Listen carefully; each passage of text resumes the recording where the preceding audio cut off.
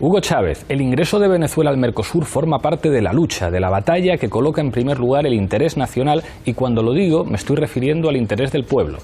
Pepe Mujica, necesitamos este Mercosur como el pan, necesitamos grandes universidades, programas comunes y para ello es necesaria la voluntad política de los gobernantes. La economía nos puede destrozar, si no tiene dirección política no hay integración. Dilma Rousseff, Mercosur constituye un compromiso de los países de este continente con el desarrollo socialmente inclusivo y que lleva a los pueblos a la prosperidad. Nosotros enfrentamos la crisis no con menos, sino con más integración. Cristina Fernández, uno de los logros más importantes del gobierno fue la decisión definitiva de pertenecer como país a esta América del Sur y tomar las decisiones en conjunto con nuestros vecinos, compañeros y amigos de la región. Somos gente del Mercosur, esta es nuestra región, somos orgullosamente sudamericanos y sabemos que la clave es una integración inteligente. Podemos ser protagonistas del siglo XXI. Esto decían algunos presidentes latinoamericanos. Hoy en Foro Apache hablamos de Mercosur.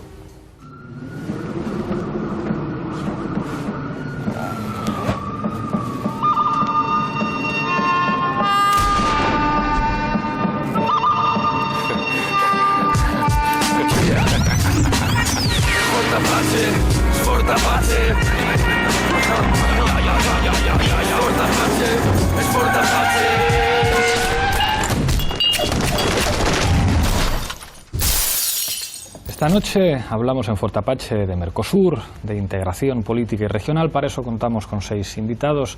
A mi izquierda, repite una vez más en Foro Apache, Manolo Monereo, jurista, miembro de la dirección de Izquierda Unida. Muchísimas gracias por estar aquí. Muchas gracias a ti por invitarme. No podía faltar Fernando Díaz Villanueva, periodista. Muchísimas gracias por acompañarnos una vez más en Foro Apache. Gracias a vosotros. Andrea Benítez Dumont, periodista, otra de las imprescindibles en este programa. Gracias otra vez por venir. Gracias a vos. Vuelve al programa después de mucho tiempo Manuel Llamas, director del área económica de Libertad Digital. Bienvenido al programa. Un placer, gracias. Nos acompaña también Xabier Arrizabalo, economista. Muchas gracias por estar aquí. Gracias a vosotros, Pablo. Y cierra la mesa, estrenándose en Foro Apache, otro economista ya veterano en la tuerca, Alejandro Inurrieta. Bienvenido. Muchas gracias. Enseguida empezamos a discutir, pero como siempre en este programa, en el punto de mira.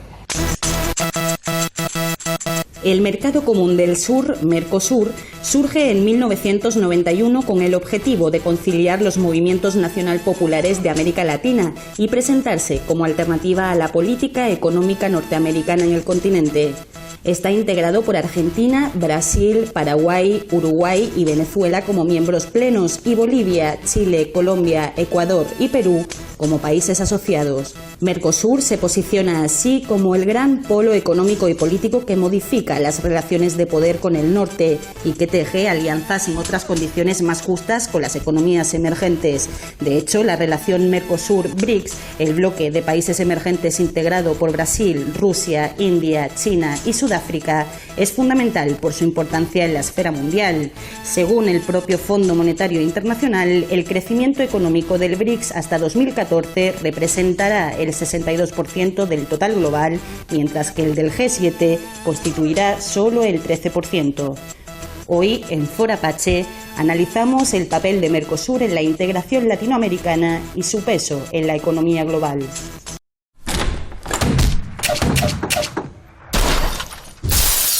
Empezamos, como siempre, en Foro Apache con la regla del minuto. Misma pregunta para los 6 invitados. Empiezo contigo, Manolo. ¿Mercosur es solo un acuerdo comercial? Yo creo que es mucho más, ¿no? Yo creo que es uno de los muchos esfuerzos que se están intentando por conseguir uno de lo que podemos llamar las promesas incumplidas de la independencia latinoamericana. Celebramos ahora 2 siglos después prácticamente de independencia latinoamericana y esa independencia tenía algunos supuestos fundamentales que yo creo que hoy se reivindican con más fuerza que al inicio, porque fueron frustrados. Estoy hablando de la democracia, estoy hablando de la justicia social, estoy hablando de las libertades, estoy hablando de la defensa de la independencia nacional, pero al lado de todo eso, algo fundamental, que es la propia construcción de Latinoamérica como un proyecto común. Yo creo que todo eso se está ensayando desde distintas vertientes. Mercosur es una, UNASUR es otra, la CELAC es otra, es decir, distintas formas para encontrar un peso, una fuerza de América Latina en este mundo que cambia. Gracias, Manolo. Fernando. Pues desgraciadamente sí, es decir, lo que debió ser una simple área de libre comercio y libre cambio, como la de la Unión Europea en sus orígenes, pues ha devenido en un proyecto ideológico, pero de ideología mala, ¿no?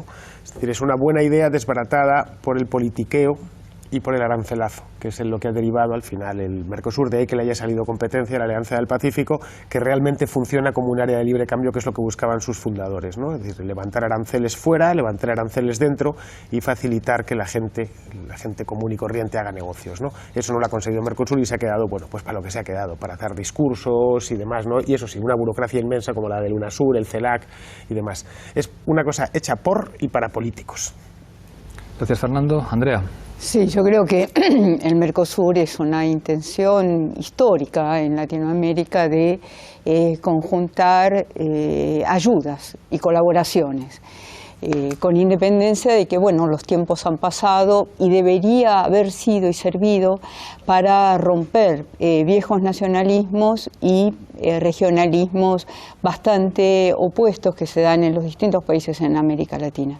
Sin duda alguna que en Mercosur esta buena intención, le queda mucho trecho por andar, pero ha hecho bastantes cosas, sin duda alguna, y es una necesidad también no exclusivamente de los políticos, ni las calificaciones que en este momento políticas podrían hacerse, sino fundamentalmente también de los que negocian con Mercosur. Les conviene mucho más que exista un lugar y un amplio espacio con el cual negociar en una forma unitaria. Gracias, Andrea. Manuel. A mí me gustaría que existiera un mundo sin fronteras, donde todas las personas pudieran comerciar libremente con personas de otros países o de otras zonas.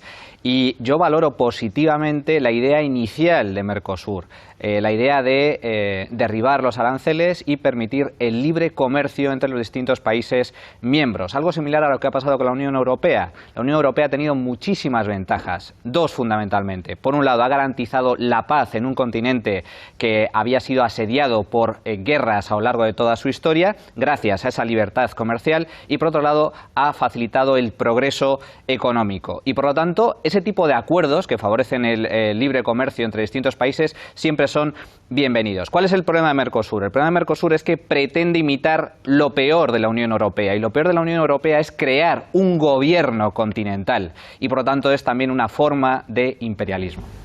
Gracias, Manuel. Xavier. A mí lo que me gustaría es un mundo sin explotación. Y en relación a Mercosur, creo que la primera pista la tenemos en las imágenes que veíamos de 1991.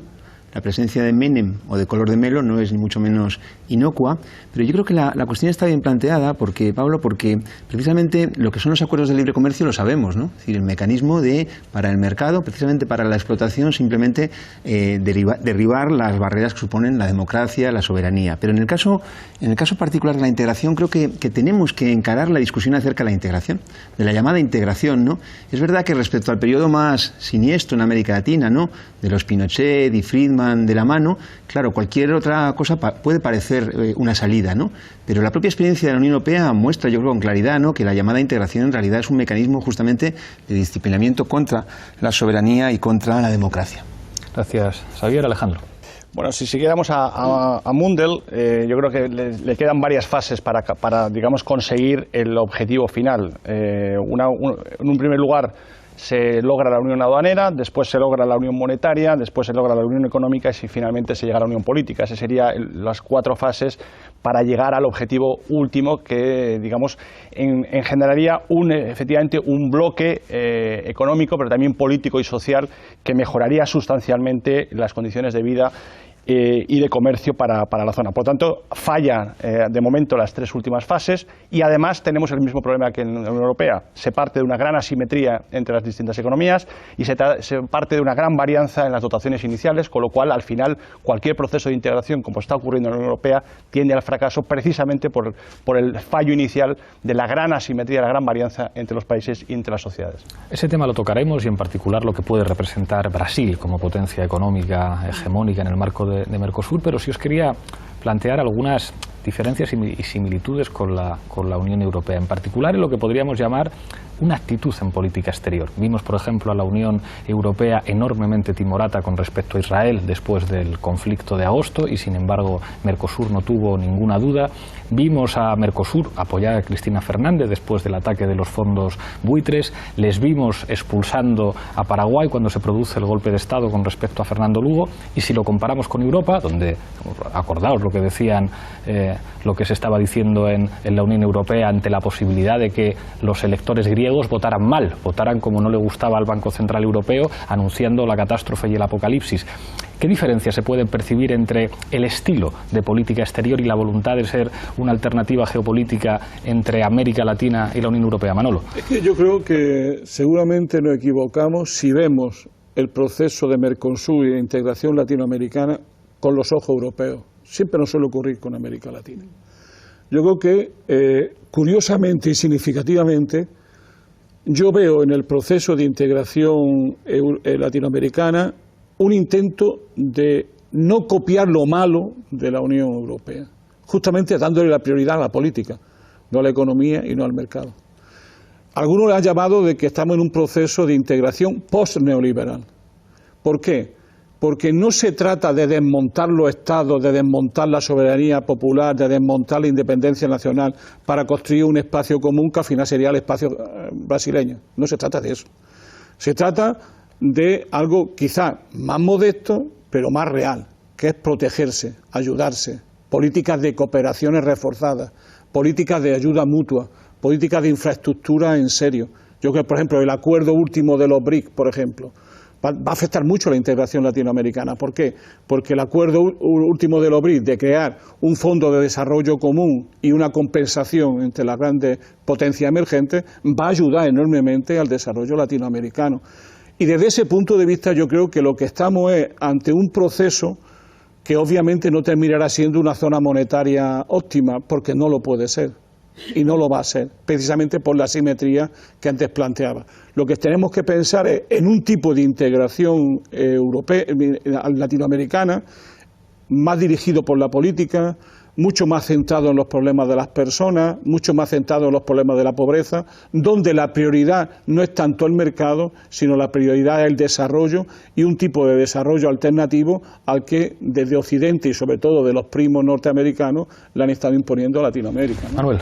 Yo creo que son intentos por parte de la política de contrarrestar procesos que vienen sucediendo en las últimas décadas de mayor libertad económica a nivel de la globalización. Yo creo que es la reacción de la clase política al progreso de la globalización a lo largo de estos últimos tiempos. Y yo creo que es un grave error. ¿Por qué considero que Mercosur se equivoca en el modelo de integración política europeo? Porque la Unión Europea, la idea inicial de la Unión Europea, la comparto al 100%, que es muy sencilla, es libertad de movimientos, tanto de personas como de bienes y servicios, como de capitales. ¿Por qué? ¿Por qué surge la Unión Europea y por qué surge la Unión Europea desde este punto de vista de libertad económica justo después de la Segunda Guerra Mundial? Porque el proteccionismo, es decir, el reforzamiento de las fronteras, y sobre todo el impedimento por parte de los distintos gobiernos europeos para poder comerciar libremente fueron una de las causas principales para que finalmente estallara tanto la Primera como la Segunda Guerra Mundial. Y eso hay que tenerlo muy en cuenta. El libre comercio ha garantizado a lo largo de la historia la paz. Las sociedades o los países que comercian libremente entre sí jamás entran en conflictos bélicos. Sin embargo, el problema viene a posteriori, cuando desde la clase política europea pretenden convertir esa zona de libre comercio en un nuevo gobierno continental, con todos los problemas que de ello se derivan. Y yo creo que con el Mercosur sucede más de lo mismo. Intentar crear un gobierno, una especie de gobierno continental o una alianza gubernamental entre distintos países para contrarrestar ¿qué? El poder que ostentan otros gobiernos continentales, como pudiera ser Estados Unidos o como pudiera ser el gobierno europeo. Pero yo es que creo que eso solo favorece a una parte de la población. a los pobres, fundamentalmente, sobre todo a los pobres. Fundamentalmente a las élites políticas de esos países. Y económicas. Los países que no hacen ese tipo de alianzas y se centran exclusivamente en abrir sus fronteras al comercio, como puede ser el sudeste asiático, como puede ser Suiza, que no forma parte de la Unión Europea, pero sí tiene un tratado de libre comercio con los países de Europa, son aquellos países donde su población progresa económicamente y consigue un buen nivel de vida. Xavier, después Alejandro, después Andrea. Bajando al mundo real. Cuando calificabas de timorata la posición de la Unión Europea respecto a Israel, te propongo la corrección de decir que timorata no, es cómplice. Pero si traigo esta mención, lo hago fundamentalmente para mostrar que la situación en Palestina expresa con mucha claridad el grado de contradicciones que existen a escala mundial. Que en América Latina toma la forma que en relación con lo que discutimos es la siguiente. El Mercosur surge, como su nombre indica, como un mercado común, que es la forma más o menos eufemística de plantear fuera las barreras, es decir, fuera la protección, fuera las conquistas obreras, democráticas, sociales en general.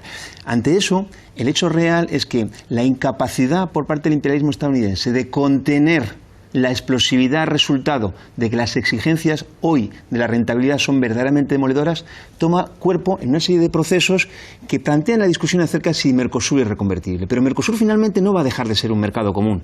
Otra cosa es que se da en el marco de una situación latinoamericana que podemos incluso tipificar en torno a tres grandes tipos de situaciones con la conciencia por mi parte de la simplicidad que es hacerlo, ¿no? Los países efectivamente de la Alianza por el Pacífico, que es donde prevalece de forma irrestricta el fondo monetarismo estricto, los países Venezuela, Ecuador, Bolivia, en donde hay una orientación a contracorriente, y luego si queréis entramos a matizar o a calificar con más precisión, y otros países, y en particular Brasil y Argentina por su relevancia, donde una presión social muy fuerte lleva a una exigencia que evidentemente no toma cuerpo porque ni en su momento Lula ni Rousseff ni los Kirchner rompen con el Fondo Monetario Internacional. Pero sí, en absoluto, y hoy planteando como bandera fundamental que quieren pagar la deuda, mejor dicho, que quieren que los argentinos paguen la deuda, se señala con claridad. Pero es en ese marco donde la presión social sitúa un escenario distinto, que es en el que cabe discutir, y me pareció interesante lo que dijo Alejandro, yo creo que hay mucha gente con la que la interlocución es muy fecunda, ¿no? Que yo creo que en todo caso no se puede analizar desde una posición economicista que desconozca o que desconsidere los aspectos políticos, porque esta simplicidad de economía y política las padecemos en nuestras facultades, pero no se corresponde, desde luego, con un mínimo requisito para analizar con seriedad los procesos sociales. Alejandro. Sí, vamos, contestando un poco a tu pregunta y luego algún comentario sobre lo que ha hecho Manuel.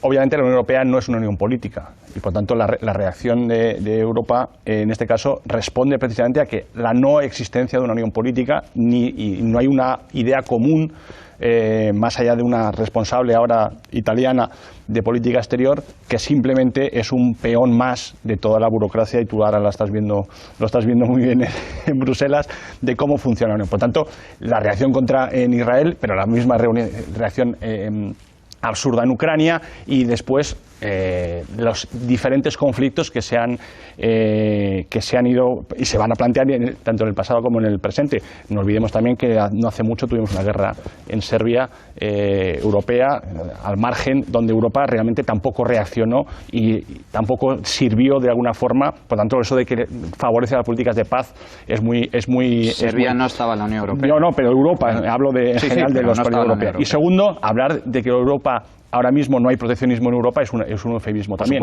¿vale? O sea que Europa ha dejado de ser, ni siquiera ha llegado a la situación de ser una zona de libre comercio, que fue efectivamente el origen inicial, porque ni hay libertad perfecta de movimiento de personas, ni hay libertad perfecta de bienes y servicios, porque hay restricciones al comercio, y tampoco hay libertad plena de movimientos de capital, fundamentalmente porque hay paraísos fiscales. Por tanto, hay elementos que claramente condicionan y favorecen, porque has hablado de Suiza. Suiza simplemente, si no tuviera hubiese sido el refugio de capitales de muchos terroristas y de muchos delincuentes, seguramente Suiza no estaría como está. Por lo tanto, Suiza se ha beneficiado, digamos, de ese estatus de centro financiero del crimen y de la oligarquía económica europea y española en particular. Andrea.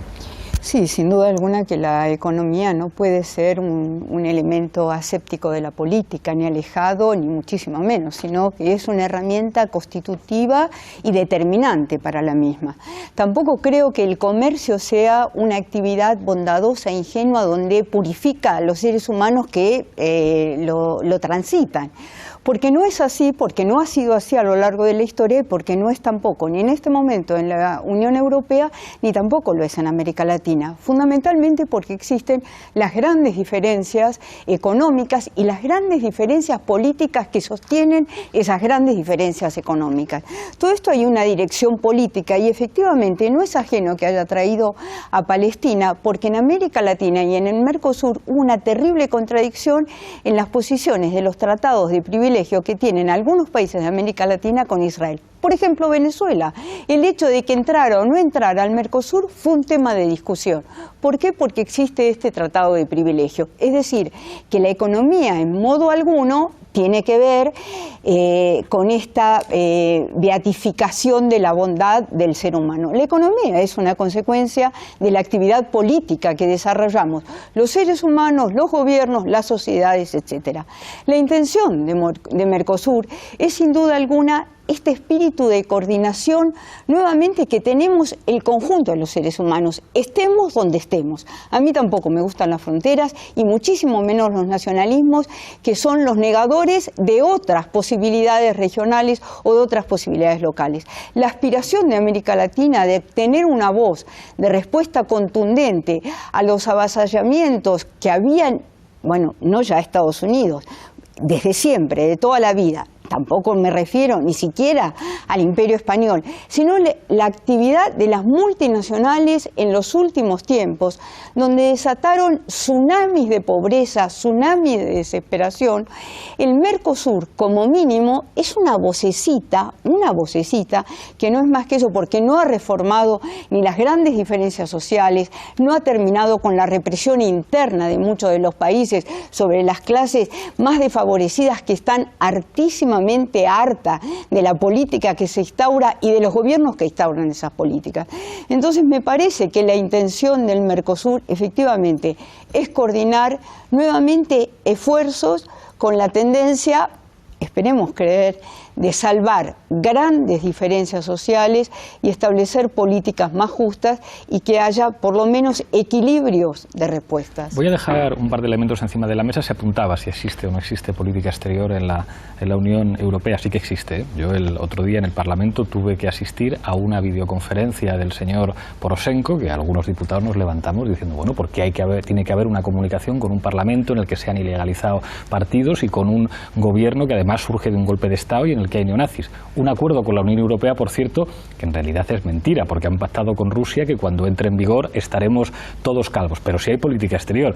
La señora Morgentini, que estuvo el otro día en la comisión en AFET, en la Comisión de Asuntos Exteriores, a la pobre mujer la acusaron de rusófila. Y dijo, pero yo rusófila no. Yo lo que digo es que quizá podría tener sentido, aunque en este momento no sea posible, tener una buena relación con Rusia. Política exterior de la Unión Europea sí hay. Que sea una política irresponsable es otra cosa. Y en el caso de Mercosur, aunque evidentemente responde a los intereses económicos muchas veces contradictorios de las diferentes potencias, lo que sí se ha apreciado es un estilo de política exterior que, bueno, al menos es refrescante. Es decir, que alguien le diga a Estados Unidos, pues mire usted no, o que alguien le diga a quien da un golpe de Estado en Paraguay, pues mire usted no, que es lo contrario a lo que parece que hace la Unión Europea, que en lo de Israel dice, no, si nosotros estamos en contra de la guerra del 77 y que se vuelva a las fronteras del 67, la guerra de los 6 días, y que se vuelva a las fronteras del 48 y los territorios ocupados están muy mal, pero yo a usted le vendo armas y con usted tengo negocios y compro productos de los territorios ocupados. Parece que lo de América Latina era otra cosa. Fernando y después Manolo. Bueno, decía Monedero que la prioridad del Mercosur era el desarrollo. Pues no es el desarrollo porque los países del Mercosur crecen bastante menos que los de la Alianza del Pacífico. De hecho, el Mercosur se ha especializado en reclutar socios ruinosos como Venezuela. Y en cambio los socios desarrollados o que se están desarrollando como Chile no quieren entrar directamente. Chile nunca quiso entrar allí porque vio que su estructura económica, que está básicamente focalizada en importación de capital para reexportar, pues no podía porque pegar unos arancelazos de aquí. Pero la prioridad no es el desarrollo, porque en cuanto Brasil o Argentina, que el Mercosur es eso y no le demos más vueltas, tienen Uruguay ahí está de comparsa, bueno, y tiene la sede en Montevideo y poco más, tienen un problema, pegan un arancelazo brutal, como no se conocía, arancelazo al estilo del siglo XIX, de los que metía Bismarck en Alemania. Es decir, los aranceles afectan a los pobres, afectan a los consumidores. Eso es lo que hacen los aranceles.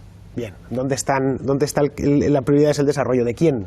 ¿Cuál es el problema? El problema del Mercosur es que es una especie de alianza de países socialistas que no termina de cuajar.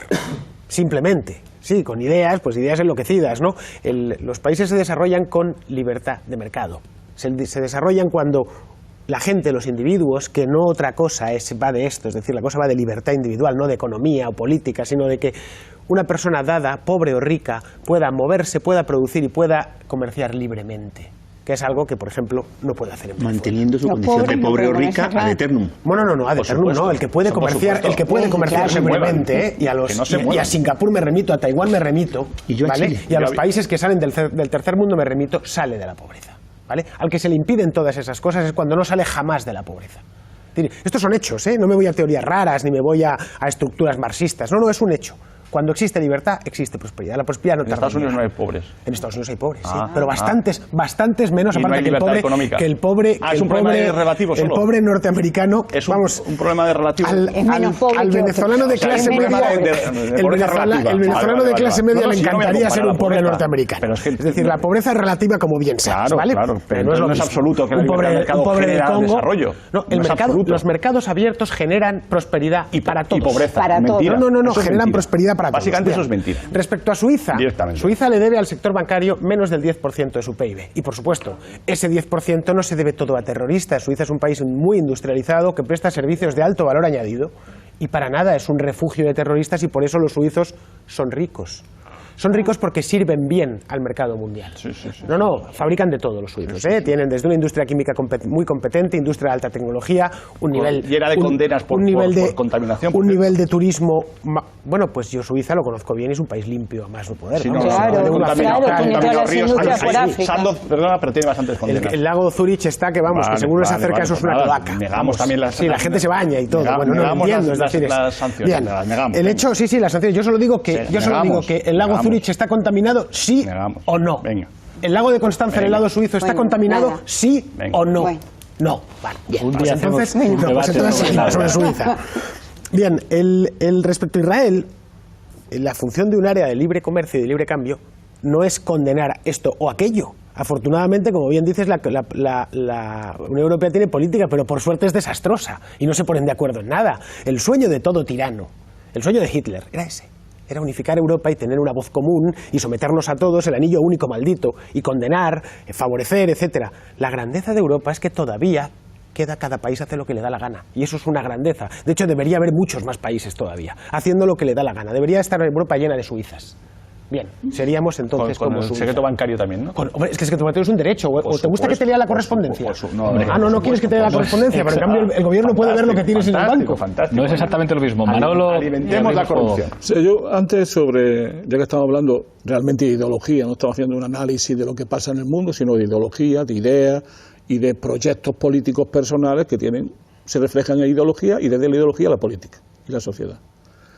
Antes ha planteado el compañero la idea de que la Unión Europea surge como un territorio que buscaba la construcción de un gran mercado con las libertades fundamentales. La realidad, eso no fue así, exactamente. La realidad no fue así porque la idea primigenia de esta construcción europea era eso, pero había algo más de fondo, de un autor que usted conoce bien, que era de Hayek, que era la idea de desposeer a la política del control de la economía. La idea de fondo de la Unión Europea, que es la que no hay en el Mercosur, que es lo que no hay era que había que limitar la soberanía popular, la democracia, a todo lo que eran esferas económicas, porque eso politizaría la economía y haría inviable el funcionamiento armónico de las leyes del mercado.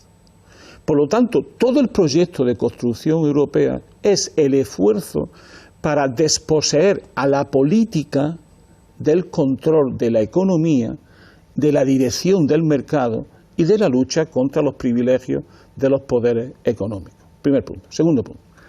No hay nada más conscientemente político que la construcción europea, porque la construcción europea es algo casi como el Gosplan, en el sentido de que sistemáticamente se van desmontando intervenciones por nuevas intervenciones. No es que estéis o estemos a favor o en contra de la intervención. El neoliberalismo, las prácticas neoliberales, es un modo de intervenir en la economía de una manera sistemática, usando el poder político sistemáticamente. ¿Para qué?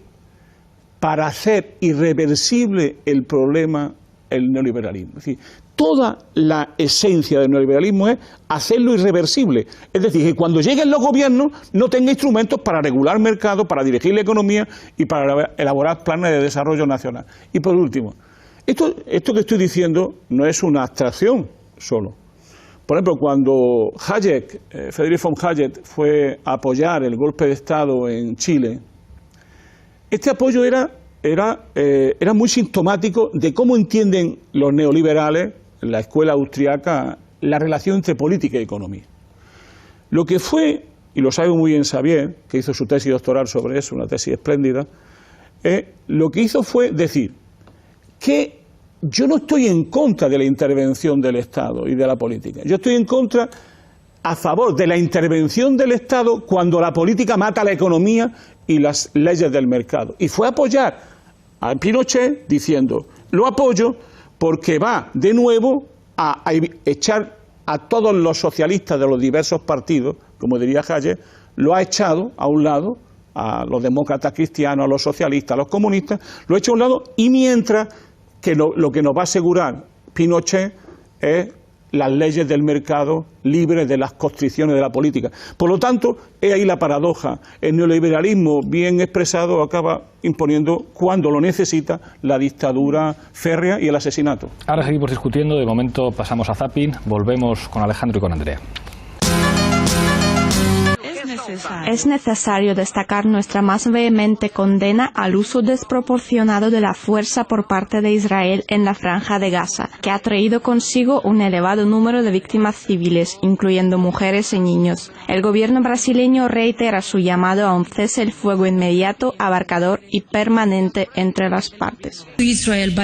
Estamos en contacto con las partes en la región y hacer todo lo posible para lograr un alto el fuego de inmediato, condenando el fuego indiscriminado contra Israel por parte de grupos militantes en la Franja de Gaza y obviamente deploramos el creciente número de víctimas civiles en Gaza causados por el fuego por parte de Israel. Todos los presidentes miembros del Mercosur expresaron su solidaridad y apoyo al gobierno y al pueblo argentino que se encuentra en una batalla contra los fondos especulativos, los conocidos fondos buitres. Fondos de inversión muy agresivos que han fijado su presa en el mercado inmobiliario español. El gobierno de Madrid está vendiendo viviendas sociales a estos inversores en un intento de mejorar su maltrecha economía. La Unión Europea y Mercosur cuentan con una población conjunta de 700 millones de habitantes, un PIB combinado e intercambio comercial de 100.000 millones de euros, aunque en la reunión de 2010 la Unión Europea abogó por la eliminación del proteccionismo, son estas medidas las que han retrasado las negociaciones.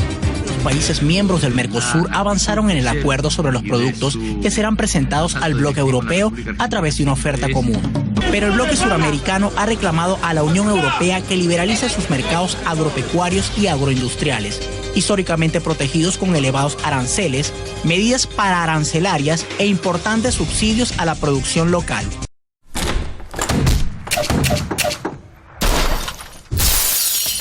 Tenía la palabra Alejandro, pero dejo un elemento encima de la mesa. A la vista del veto ruso a los productos agrícolas europeos, ¿sería América Latina una salida de la exportación de los productos europeos? Lo dejo encima. Alejandro. Sí, bueno, yo creo que de lo que hemos estado hablando antes sobre las bondades del libre comercio y que el libre comercio va a acabar con la pobreza, está claro que la evidencia empírica es tozuda y sabemos positivamente que eso es falso y eso es simplemente un concepto ideológico. Es un concepto ideológico porque el libre comercio hoy día se articula sobre la base de poder de mercado. Entonces, si llegáramos al punto, al sumum, digamos, de la teoría librecambista sobre que todo el mundo tiene el mismo poder de negociación, lo cual es radicalmente falso, llegaríamos a lo mejor a ese punto de equilibrio en que verdaderamente el libre comercio generaría desarrollo. Mientras haya oligopolios y oligarcas y élites que son las que manejan el comercio nacional e internacional, está claro que hay productos como puede ser el petróleo, como puede ser y otro tipo de materiales y bienes y servicios. Está claro que hay una gran contradicción entre el librecambismo y situación económica real. Y además, no olvidemos que los países que presumen de mayor librecambismo, como puede ser Estados Unidos, es una de las economías más subsidiadas. Estados Unidos subsidia, tremendamente su agricultura, su industria. Por tanto, es toda una falacia el pensar que Estados Unidos, que es el espejo en el que se miran, nos miráis todos aquellos que defendéis las políticas de pleno. Estás diciendo que nos miramos, pero sí, no, está claro. Se nota. No miramos el Liechtenstein. Se nota, pero bueno, da igual.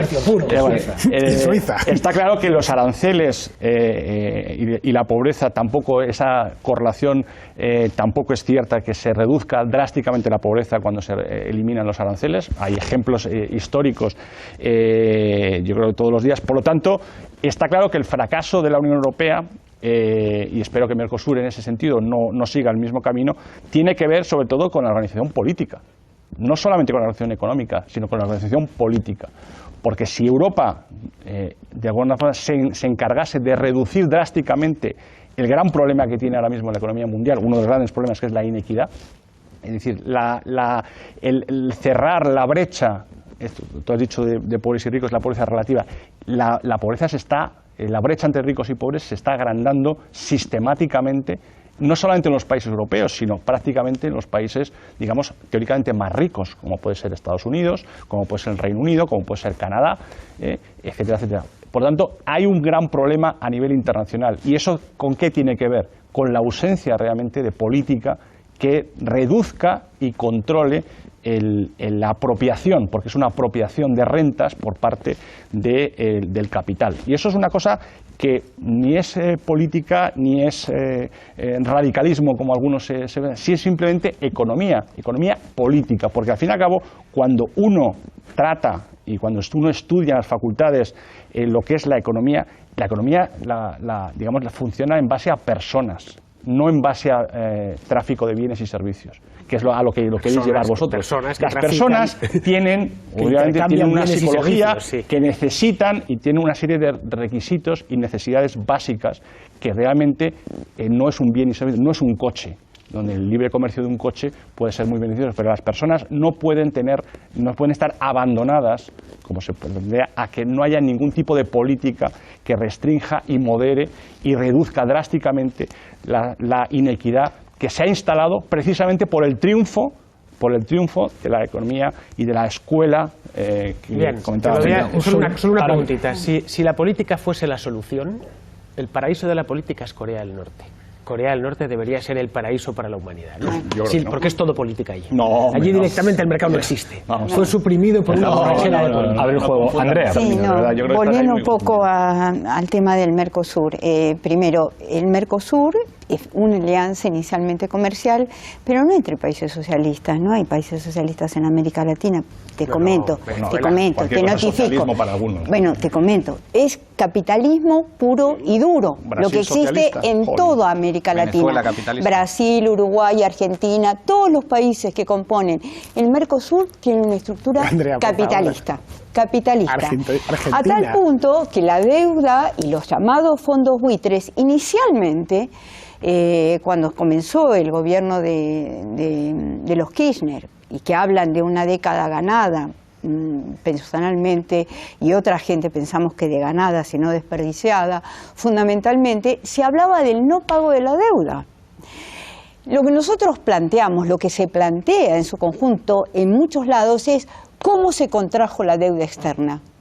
que se audite no es única y exclusivamente ver los papeles, sino quiénes, cómo y por qué se contrajo esa deuda externa.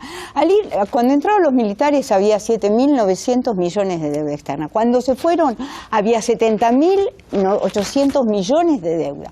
Es decir, bueno, ¿por qué y cómo se contrajo una deuda absolutamente ilegítima y terrorífica para el conjunto de los pueblos? Pero no solamente en Argentina, también en Brasil, también lo fue en Uruguay, también lo es en Chile. Siguen en Chile padeciendo todavía las consecuencias de la política económica y política de Pinochet. Recién ahora, después de muerto el tirano hace años, van a ver si quitan la ley de amnistía.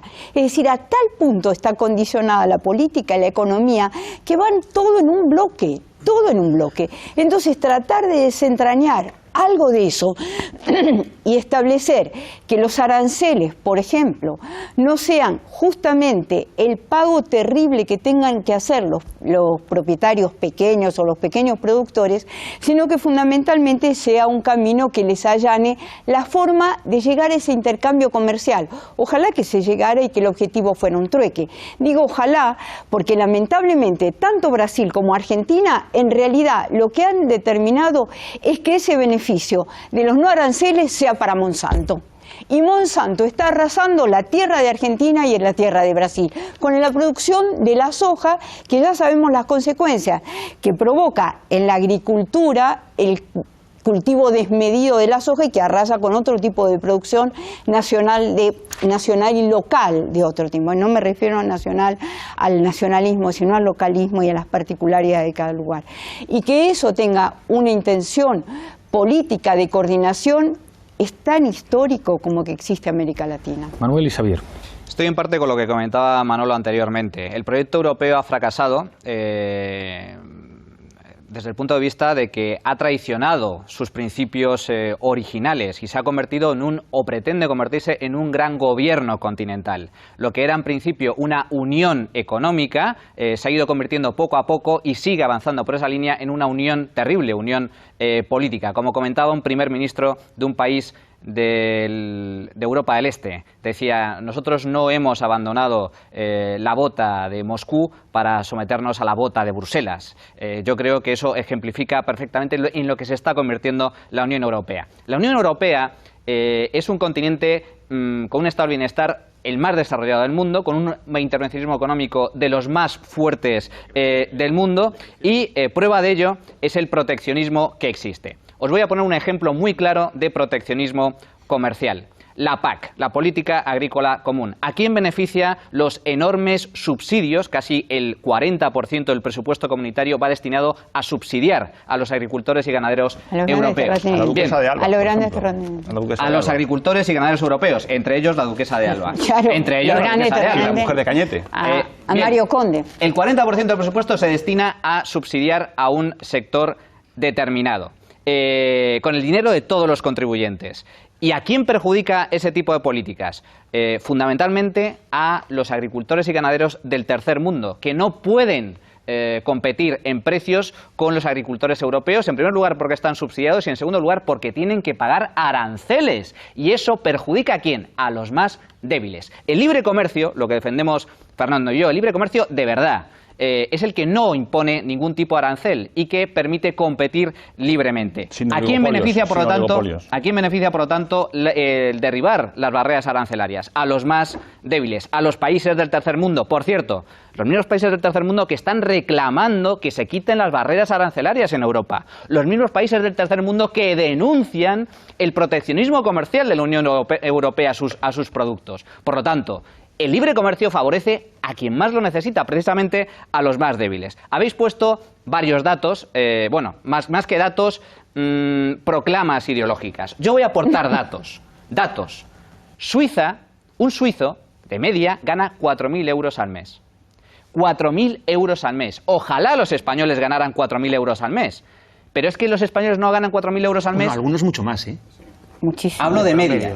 A ver si entendemos el concepto media. ¿Y el concepto en Suiza no existe. El sueldo medio es de 4.000 euros al mes. El sector financiero, porque ¿hay salario automáticamente mínimo? ¿En Suiza hay salario mínimo?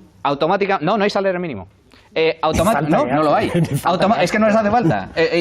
Entonces, el sector financiero pesa sobre la economía suiza aproximadamente el 10% de su PIB. Por lo tanto, es mentira que viva como paraíso fiscal. Datos concretos. Datos concretos. Argentina y Venezuela, que es puesto como paradigma en esta mesa habitualmente, desde los años 50, Argentina ha crecido mucho menos que otros países del entorno. Y Venezuela, que llegó a equipararse en renta per cápita a Estados Unidos a mediados de los años 50, hoy en día están muy por debajo de la renta estadounidense y están sufriendo una gravísima crisis económica. ¿La diferencia cuál es? La diferencia es el sudeste asiático. Y el ejemplo es que en el año 1950 países como Corea del Sur, como Taiwán, como Hong Kong o como Singapur eran países subdesarrollados. Cuando hablo de subdesarrollo hablo de que eran países enormemente pobres. La renta per cápita entonces era de apenas 1.000 euros al año. Apenas $1.000 al año. En la actualidad estos países ganan de media $30.000 al año cada uno de sus habitantes. ¿Es gracias a qué? ¿Al proteccionismo? ¿Al socialismo? No, sino al capitalismo y el libre mercado. Te voy a pedir, Xavier, que seas muy breve y después pasamos a la regla del minuto. Voy a intentar ser breve, aunque creo que las personas que vean este programa se merecen algunas precisiones. Pero el programa tiene un tiempo limitado, independientemente de lo que cada uno merezca. Sé breve, por favor. En la economía capitalista, su principal división es de claves sociales. Hablar de libertad de mercado de trabajo, es hablar de libertad de explotación. El ejemplo de Chile es paradigmático, efectivamente. De ser uno de los países comparativamente menos inequitativos en América Latina, hoy ostenta el dudoso honor de ser el país más injusto de América Latina, junto con el más injusto, el propio Hayek era el que defendía la dictadura. No me da tiempo si era para una buena causa. Pero hay un aspecto que no se mencionó y es crucial. América Latina y Unión Europea, y no hemos hablado de Estados Unidos, quien obviamente está detrás, al fin y al cabo, es la potencia imperialista. Me hubiera gustado hablar de Marini y del subimperialismo, pero voy a hablar de Europa para precisar una cuestión fundamental. Desde los inicios, Jean Monnet, Roosevelt decía, nuestro hombre en Europa. Robert Schuman, un tipo verdaderamente siniestro, ministro de Petén, un tipo pronazi, fundador de la Unión Europea. Y ese Gosplan del que decías, pero para la devastación. Claro. Fijémonos en la industria, en la agricultura, en la ganadería, en la minería, etcétera. Yo creo que hay una cuestión fundamental que la mencionaste en relación con el caso de Yugoslavia. Es decir, al final quien puso orden, en un sentido que no es el que yo desearía, desde luego, fue Estados Unidos militarmente, ¿no? Es decir, y eso señala la subordinación al final del propio proceso de la Unión Europea a Estados Unidos. Pero Mercosur es un mercado común, hay una orientación de libre comercio y hay, yo creo, no debemos equivocarnos, la propia incorporación de Venezuela es una forma de meter a Venezuela en el área de libre comercio, porque Mercosur no es lo mismo que el ALBA, ni es lo mismo que UNASUR. No debatimos en este momento de eso, pero sí, y no los idealizo en absoluto, pero sí deben ser precisados. Y dos cuestiones que me van a ocupar, Pablo, menos de 30 segundos. La primera, los paraísos fiscales no son un obstáculo a la libertad de capitales, sino la expresión máxima, la barra libre. Y en segundo lugar, corresponde a otro programa seguramente, pero quiero mencionarlo, ojo con la consigna auditoría de deuda, en la medida en que se opone a la consigna inmediata de suspensión del pago de la deuda y a depositar ilusiones en un supuesto capitalismo bueno que puede conciliar todo. Efectivamente. Llegamos al final, un minuto para los 6 invitados. Empiezo contigo, Manolo, conclusiones. Yo creo, sinceramente, de que el mundo está cambiando de base. Estamos en una transición sistémica a nivel mundial. Hay una gran potencia y un mundo, que es el mundo occidental, que está en decadencia, que cada vez lo será más, y hay otro mundo que está emergiendo. Y ese mundo que emerge, con todas sus dificultades, con todos sus problemas, lo que cuestiona es el orden instituido, sobre todo a partir del año 1989. La segunda cuestión es también muy importante. Yo hablaba al principio de las promesas incumplidas de la liberación latinoamericana. Yo creo que ahora, en este mundo que cambia, tenemos una posibilidad, que es que América Latina sea un sujeto autónomo en este mundo que cambia. Y para hacer eso, América Latina necesita unidad, integración y necesita sobre todo resolver los gravísimos problemas de pobreza, de inequidad y de desarrollo. Yo, tengo la esperanza de que estos procesos van a avanzar porque el mundo está cambiando para mejor. Manolo, gracias. Fernando, tu minuto. Bueno, para volver sobre el tema del Mercosur, América Latina como tal no existe. Es decir, no habla, no duele, no si le pinchas, no chilla, no existe. Existen las personas, los individuos. Bien, los hispanoamericanos, que no latinoamericanos, es decir, no hablan latín, hablan español o portugués, que es una lengua hispana también. Los hispanoamericanos no tienen que resignarse a la pobreza, es decir, ni al atraso. Pueden salir, sacar la cabeza y mirar de igual a igual a los singapureses, a los taiwaneses, mirar de igual a igual a los suizos. Simplemente tienen que imitarles. ¿vale? Con inventos macabros como estos del Mercosur y demás, y el ALBA, no lo van a conseguir jamás. Van a estar sometidos a sus tiranuelos, que les van a impedir salir del país, que les van a impedir comerciar libremente, que les van a impedir producir libremente, que les van a impedir, en definitiva, ser libres. Muchas gracias, Fernando. Andrea, tu minuto. Sí, bueno, por suerte en América Latina y los latinoamericanos tenemos la libertad de decidir hasta cómo nos autodenominamos, cómo nos constituimos y cómo nos autodeterminamos, más allá de las recetas y consejos de los europeos superados, y mucho más si vienen de Suiza. Suiza, un país absolutamente neutral, que quien esté hoy defendiendo a Suiza como el paraíso fiscal, donde Jordi Pujol y todos los suyos están absolutamente protegidos, los capitales, entre otros, claro, y es limpia, por supuesto, mientras sigue explotando el árbol del cacao en los países de África, y ahí los africanos, no importa qué tipo de salario tengan, más allá del que en Suiza se mantenga con 4.000 euros, como mencionaban recientemente, el Mercosur es una intención de coordinación.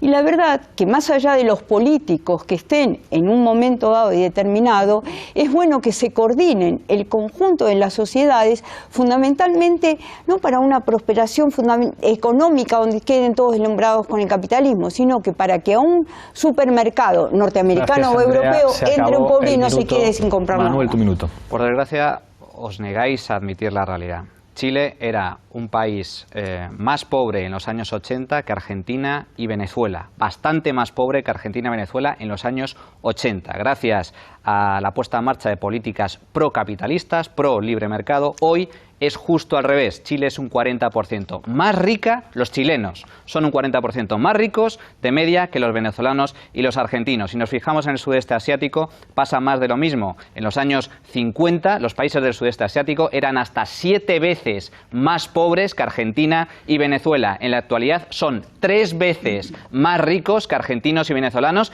y muchos de esos países, o la población de esos países, tiene una renta per cápita superior a muchos países europeos, incluido España. ¿Qué han hecho esos países para triunfar? ¿Qué ha hecho su población para progresar?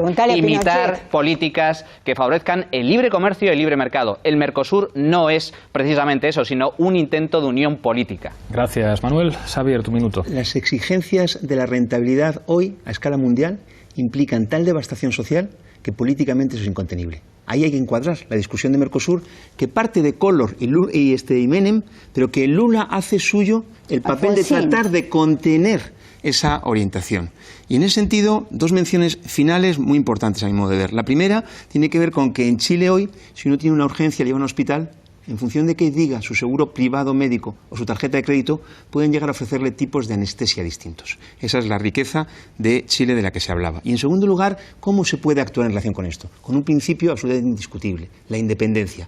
Estos días leía una declaración que me parece terrible de la Alianza Rojiverde en Dinamarca, que planteaba que en relación con la situación en Irak, que planteaba que tenía una coincidencia temporal, la apellidaban de temporal, con el imperialismo, ¿no? Es decir, eso no está en el ABC, está en la primera parte de la letra A del ABC, de lo que exige la independencia y ningún compromiso con las instituciones cuya rentabilidad exigen esa devastación de la que hablaba. Alejandro, tu minuto. Sí, el mundo se está cambiando, el mundo creo que está cambiando a peor en algunos aspectos. Hay una tiranía financiera, que es el gran problema, es decir, se ha sustituido la producción por la economía financiera, el capital, hoy por hoy, las transacciones de capital multiplican por miles y miles las transacciones de bienes y servicios. Es el lobby financiero el que, digamos, domina claramente, lo hemos visto en la última crisis financiera, entre acreedores y deudores. Hay claramente una tiranía del acreedor frente al deudor. Hay un creciente inequidad, pobreza, fruto de la política no solamente del libre cambio, sino de desprotección y de caída del estado de bienestar en Europa y el no estado de bienestar en zonas como América Latina. Y en ese sentido, Mercosur, si quiere aprender de los errores europeos, debe llegar primero a solventar sobre todo los problemas de inequidad y varianza y asimetría entre los distintos países. Muchísimas gracias, Alejandro, muchísimas gracias a los 6. Lo dejamos aquí, nos veremos la próxima semana, como siempre aquí, en Forte Apache.